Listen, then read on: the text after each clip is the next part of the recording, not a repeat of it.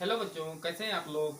हम लोग आज पढ़ेंगे पराशर दाब के नियम। इसके पहले लेक्चर में हम लोग पढ़े थे पराशर दाब ज्ञात करने की बर्कले हर्टले।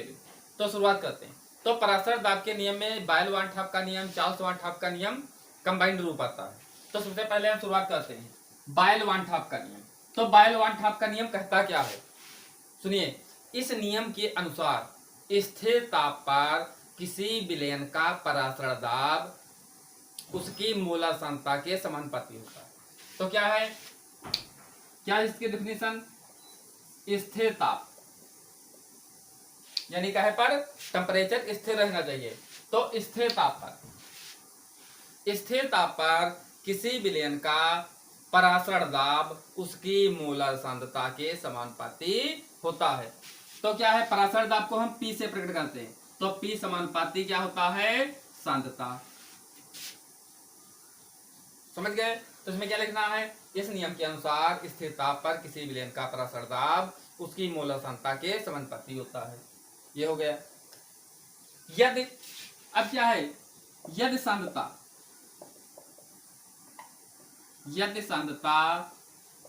प्रति मोल वी लीटर हो, प्रति मोल वी लीटर हो तो क्या हो जाएगा, P समानुपाती 1/V हो जाएगा। अब P ये भी यहां आ सकता है, तो PB बराबर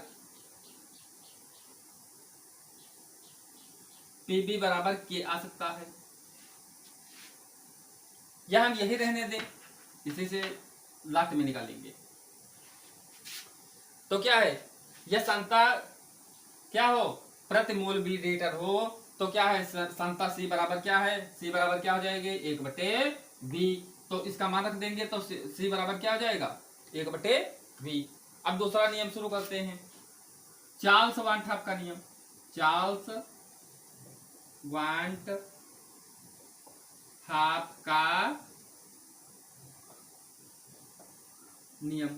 तो चार्ल्स वान ठाप का नियम क्या कहता है, चार्ल्स वान ठाप का नियम कहता है स्थिर सांद्रता पर, कहे पर, स्थिर सांद्रता पर किसी विलयन का पराशर दाब उसके परम ताप के समानुपाती होता है।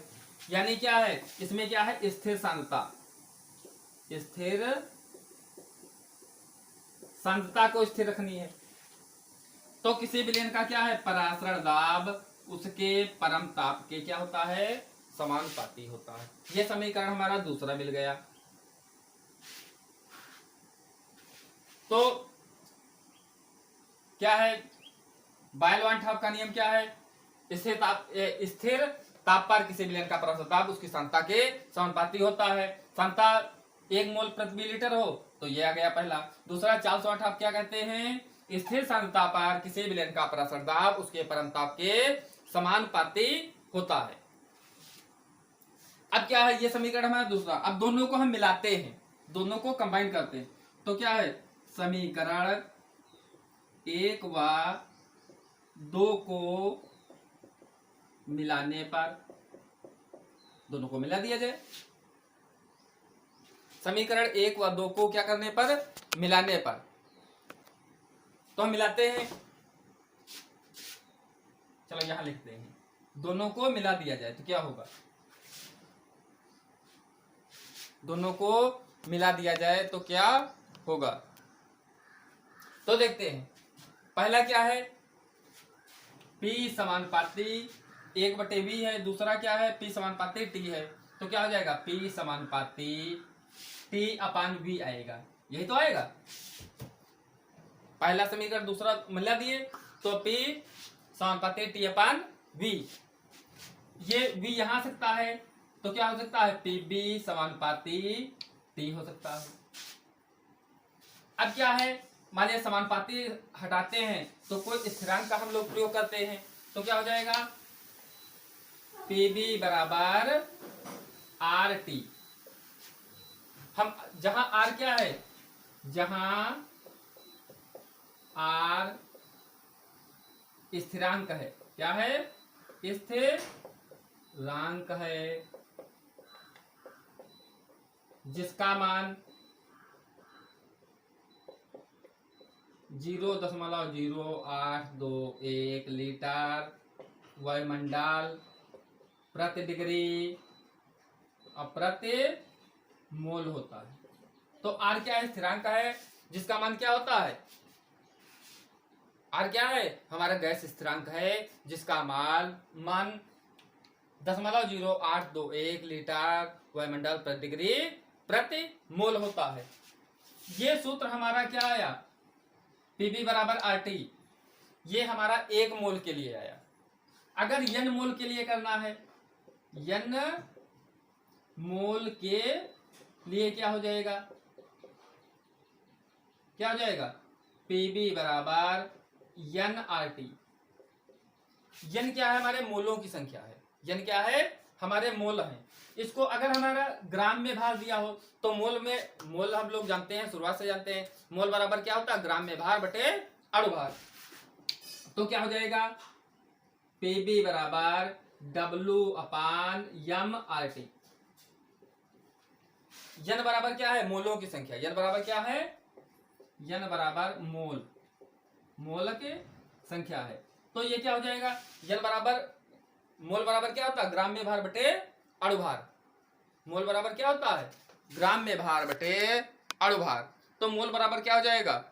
W ग्राम में भार, m क्या है? अणु भार है। तो हम लोग देखते हैं।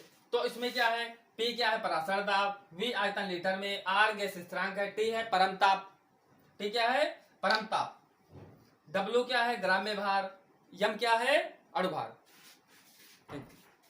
अब हम परासर दाब से संबंधित न्यूमेरिकल देखते हैं।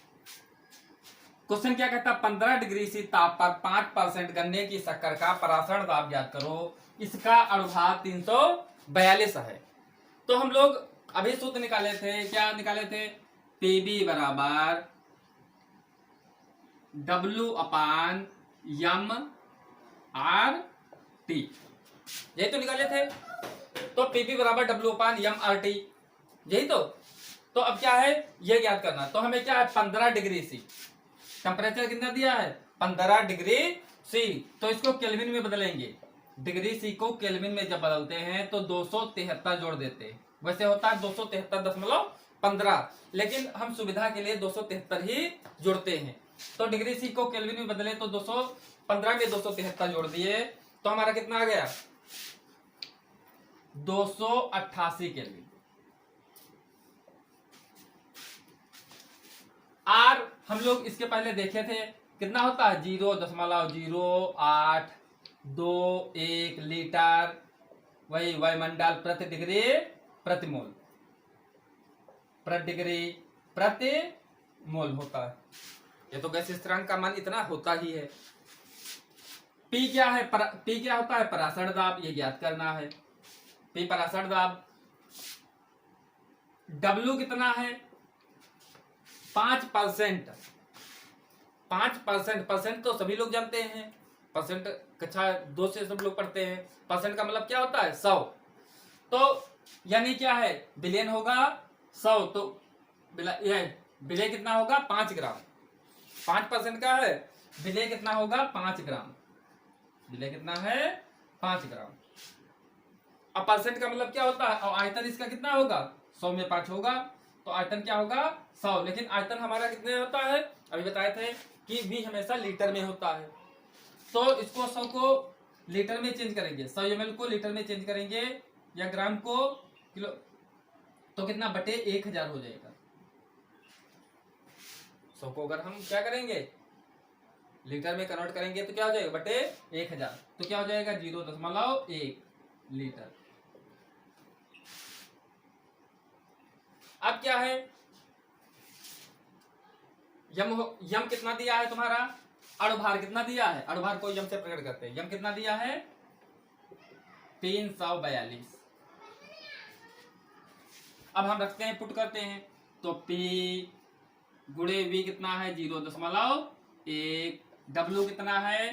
5 ग्राम। अणुभार कितना है? 342 है। R कितना है? 0.0821। T कितना है? 200 88।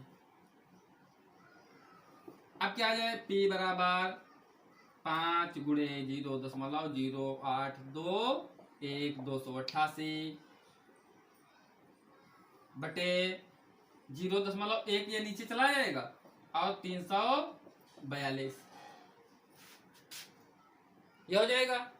तो इसका हम गुणा भाग करते हैं तो आ जाता है हमारा 3.46 और इसका क्या होता है, वायुमंडल, वायु।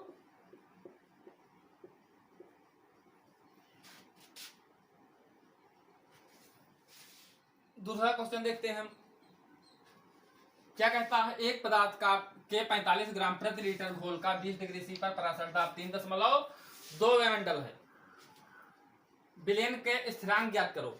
और भार कितना दिया है, 342 दिया है। तो क्या है, W कितने हैं, कितने ग्राम है, 45 ग्राम। स्मॉल W क्या है, 45 ग्राम है। V कितना है, प्रति लीटर, प्रति माने क्या होता है, 1 लीटर, 1 लीटर है। और तुम्हारा क्या है, T कितना दिया है, कितने डिग्री से दिया है, 20 डिग्री से। तो इसमें कितने जोड़ेंगे, 273 जोड़ेंगे। केल्विन में चेंज करने के लिए 273.15 होता है, लेकिन हम क्या जोड़ते हैं सुविधा के लिए, 273 जोड़ते हैं। तो 273 जोड़ेंगे तो क्या गया, 293 केल्विन। आर क्या है, ज्ञात करना है। यम कितना दिया और भार कितना दिया है, 342 दिया है। और क्या है, पराशरण दाब इसमें दिया है। तो P कितना दिया है, पराशरण दाब P बराबर कितना है, 3.2 वायुमंडल एटमॉस्फेयर। तो हम सूत्र पुट करते हैं, PB बराबर W/m/RT।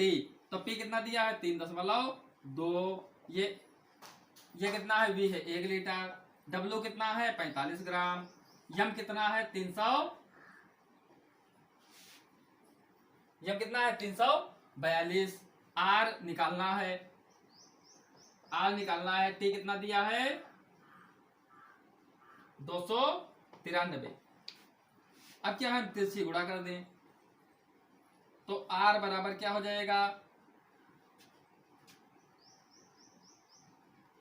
क्या हो जाएगा 3.2 गुणे 1 का गुणा वही होगा 342 बराबर 45 गुणे आर गुणे 293। अब ये क्या, आर बराबर क्या हो जाएगा, 3.2 गुणे 342 बटे